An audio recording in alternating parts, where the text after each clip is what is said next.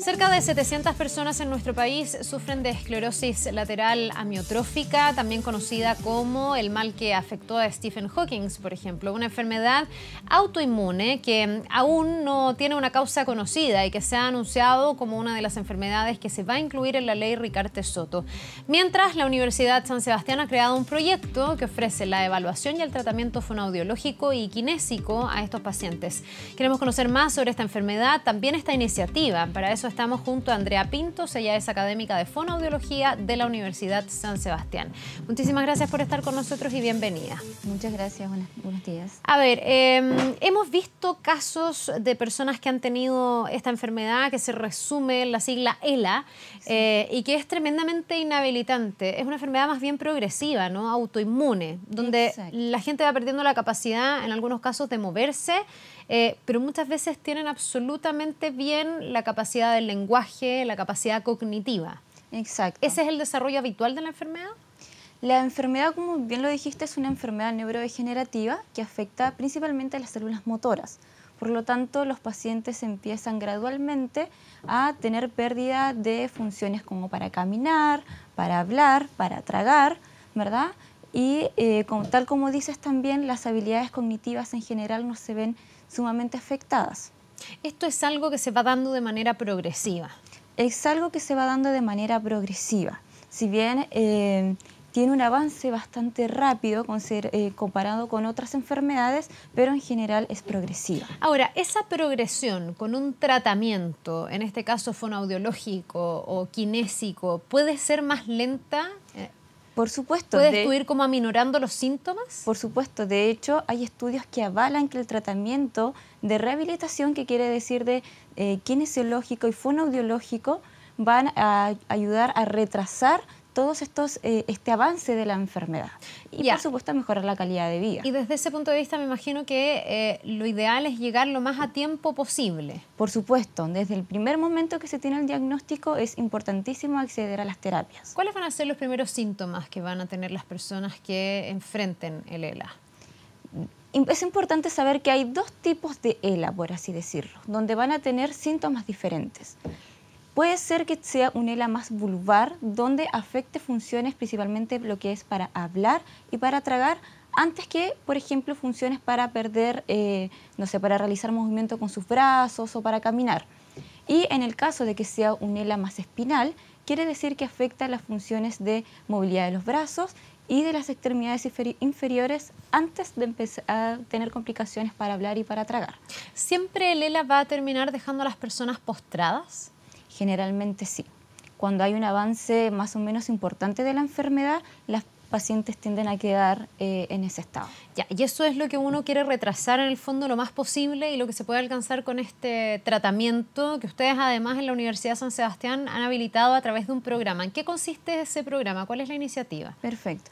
El programa fue realizado gracias a través de vinculación con el medio, que es un programa que tiene la universidad que permite generar un vínculo entre la institución y la comunidad universitaria, ¿verdad? Es una ayuda colaborativa y recíproca donde ambos, a través de una co-construcción, son partícipes del diseño de este proyecto y el que nos ha permitido formar a los alumnos y también informar y capacitar a los usuarios y a los familiares y cuidadores con él. Ya te voy a preguntar por los cuidadores, que me parece que es un tema tremendamente importante que ha sido más bien olvidado, como en muchas enfermedades. Pero los pacientes, ¿qué tipo de tratamiento pueden recibir? ¿Es como tener sesiones de kinesiología para poder mantener la movilidad del cuerpo?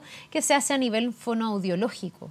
A nivel fonoaudiológico nosotros vemos dos aristas grandes, que es la comunicación y la deglución. A nivel comunicativo lo que hacemos es generar compensaciones, ¿verdad? Y ejercicios para poder mantener la función de comunicar, para mantener los músculos, para lograr una comunicación alternativa también, sí. Comunicarse no es solo hacerlo de forma verbal, sino que también hay otras formas de comunicarse y lo que nosotros le enseñamos a los usuarios. Sí, recuerdo un caso bien impactante de una mujer que estaba justamente postrada, sin capacidad de hablar y que estaba escribiendo un libro y era gracias a que sus hijas iban hablándole y ella con pestañeos de los ojos contestaba en el fondo el sí o no, o en el fondo lograban comunicarse. ¿A eso te refieres con un lenguaje alternativo? Exacto. hay diferentes alternativas, ya hay desde tableros de comunicación donde el usuario a través de contacto visual logra comunicarse con la familia y seleccionar diferentes opciones de estos tableros.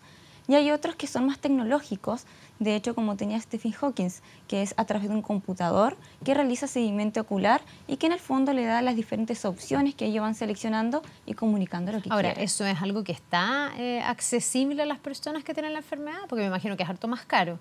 Sí, es bastante más caro que los métodos más tradicionales y la verdad que ahora es accesible gracias a la ley Ricardo Soto.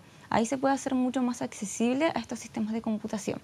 Ya, desde el punto de vista del cuerpo, ¿qué se hacen? ¿Son terapias como de sesiones de kinesiología? Claro, en el fondo la kinesiología lo que trata es mantener las funciones corporales a través de diferentes ejercicios, ¿verdad? Para extensión y flexión, para fuerza, para resistencia y también para la capacidad respiratoria, que también es un área kinesiológica y que también se ve afectada en estos usuarios. Tú me hablabas y tocabas el tema de los cuidadores, de las personas que tienen que estar a cargo de aquellos que van sufriendo esta progresión del ELA. ¿Qué tipo de apoyo le están entregando ustedes a esos cuidadores que muchas veces dicen voy a tener que enfrentar etapas mucho más avanzadas de esta enfermedad y no sé muy bien cómo hacerlo y que tienen mucho susto, mucho miedo? Exacto. Más que el paciente muchas veces. Sí, exacto. De hecho, muchas veces el paciente tiene mucho más asumido su condición y el futuro y el desenlace de esto más que los familiares. El apoyo que realiza la universidad a través de este proyecto son diferentes capacitaciones que se hacen sobre qué es lo que le va a pasar a su familiar, ¿verdad? La mayoría de los cuidadores son familiares. Entonces, ¿qué le va a pasar a su familiar? Lo primero es poder informarse. Primero, la información es importantísima. Es importante que todo el grupo familiar entienda cuáles son los escenarios que se abren cuando hay un diagnóstico de ELA. Por supuesto. Lo segundo, lo que nosotros tratamos de enseñarles son estas formas distintas de comunicarse para que puedan interactuar con su familiar, porque es muy frustrante para ellos no poder comunicarse con su familiar. En general se pierde toda capacidad de comunicación habitual, de sostener una conversación como la que estamos sosteniendo nosotros. Exactamente. Exactamente. Y generalmente se produce desde inicios muy tempranos. Ya, inevitablemente vas a llegar a una comunicación, si es que no está el computador, que puede ser más inaccesible, gestual. Exacto. Y gestual, más que nada por movimientos oculares, porque también los músculos faciales se van afectando. Entonces no hay mucha expresión que puedan realizar. Ahora, es bien desesperante, porque a nivel cerebral, digamos, de capacidades y acciones como ejecutivas de pensamiento, las personas están plenamente lúcidas. Exacto. Ellos están totalmente conscientes, ¿ya? Y no pueden... tal como tú dices, muy frustrante, porque ellos no pueden realizar las cosas que antes realizaban. Y esto ocurre en personas muy jóvenes últimamente. Entonces, claro, antes gente menor, entiendo yo, de 40 años era muy raro que tuviera ELA. Hoy día, bueno, es una enfermedad rara, pero dentro de lo inusual que es, se están registrando casos cada vez más jóvenes. Exacto, casos cada vez más jóvenes y también casos muchos de adultos mayores, cosa que antes no se veía tanto. Volviendo a los cuidadores, yo leía algunos testimonios, ¿no? Y decían, para mí el curso ha sido súper relevante porque, por ejemplo, sé que es mejor, no sé, que la persona coma una papilla tipo puré que arroz, porque cada granito de arroz puede significar que las personas se atoren porque tienen estos problemas para tragar. Exacto. Leía a otras personas y cuidadores que decían, yo no sabía que el agua puede ser compleja para estos pacientes y que hay que espesarla. Exacto. ¿Para qué digo esto? Para entender que el nivel como de especificidad, digamos, de la forma en que hay que tratar a estos pacientes es bien relevante y si uno no está informado no sabría ese tipo de tips, ¿no? Exacto. Por eso nuestra primera etapa en la capacitación es la información.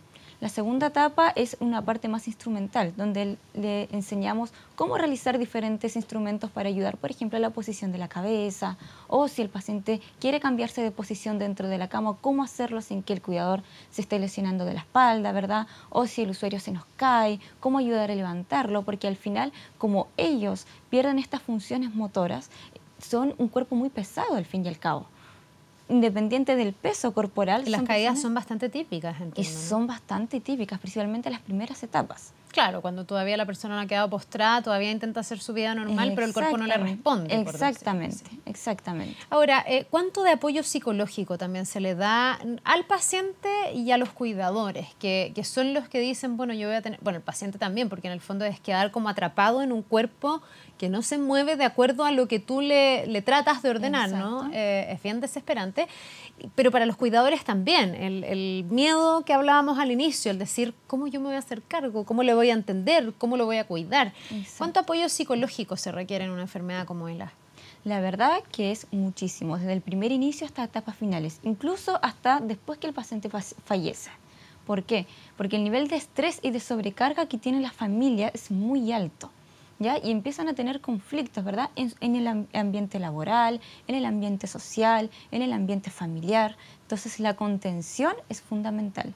Y desde la parte del proyecto, ahí es cuando nosotros tenemos el proyecto enlazado con la corporación de ELA, quien es el que nos da el acceso a todos los usuarios, ¿verdad? Sí, fíjate que también leí ahí dentro de los testimonios, comentarios de cuidadores que han podido acceder a este programa, que decían que para ellos había sido tremendamente relevante el poder contar con una red o sentir que hay otra gente a la que le pasa lo mismo, que hay otro cuidador que tiene un pariente, un ser querido que está atravesando por este diagnóstico y que tiene el mismo miedo y que se siente igual de incapaz o poco preparado para poder asumir la enfermedad.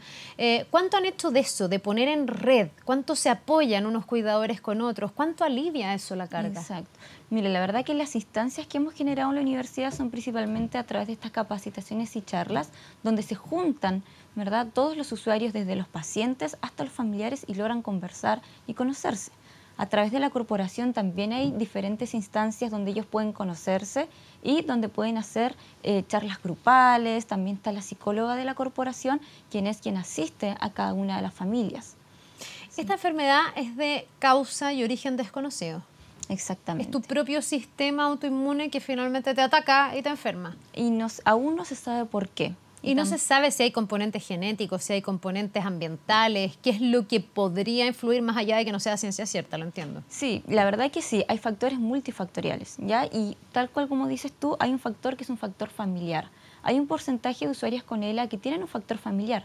Es decir, el padre tuvo ELA, un tío tuvo ELA, no sé, y el hijo tiene ELA. O sea, debiese haber una carga genética que predispone a un grupo a ser más vulnerable a esta pero enfermedad. es la minoría. La mayoría de los casos son casos desconocidos, de causa desconocida. Y por tanto no se sabe cómo se puede prevenir o no se sabe cuáles son los factores de riesgo que podrían llevarte a desarrollar la enfermedad. No, actualmente se desconoce. Claro, y es una enfermedad tan rara que tal vez no está tan estudiada. Exacto. Hay factores aparte que son comunes en todas las enfermedades, ¿verdad? La exposición a radiación, la exposición a químicos, que en el fondo pueden desarrollar otro tipo de enfermedades. Entonces, tal como dices, no se puede saber si es un factor en particular que es lo que provoca y desencadena la enfermedad. El ELA, disculpa, ¿se acompaña también de farmacología? ¿Hay medicamentos de por medio en paralelo a todo lo que se puede hacer, con sesiones kinesiológicas, con todo el apoyo fonoaudiológico también y todo lo que hemos hablado? ¿Hay farmacología y medicamentos? Hay farmacología. La mayoría de los pacientes no lo utiliza. Primero porque hay muy poca evidencia, ¿verdad?, que demuestran que realmente son efectivos. Pero perdón, esos medicamentos supuestamente ¿qué hacen? ¿Retardan la enfermedad? ¿Disminuyen los efectos, los dolores? Lo que hacen es ayudar a retardar los signos. Por eso se toma principalmente en etapas iniciales. Ya en etapas más avanzadas no sirven, pero en etapas iniciales sí ayudan a retrasar los signos. Ahora, tú me decías, no está tan constatado. Si uno pone sobre la balanza, es más relevante todo el tratamiento del que hemos conversado, más que los medicamentos. Más que los medicamentos. Está más comprobado que te va a ayudar la kinesiología y la fonoaudiología. Exacto, y aparte que ELA es muy heterogéneo, hay mucha variabilidad. Entonces, en algunos usuarios estos fármacos funcionan y en otros no funcionan. Y el por qué todavía no se sabe.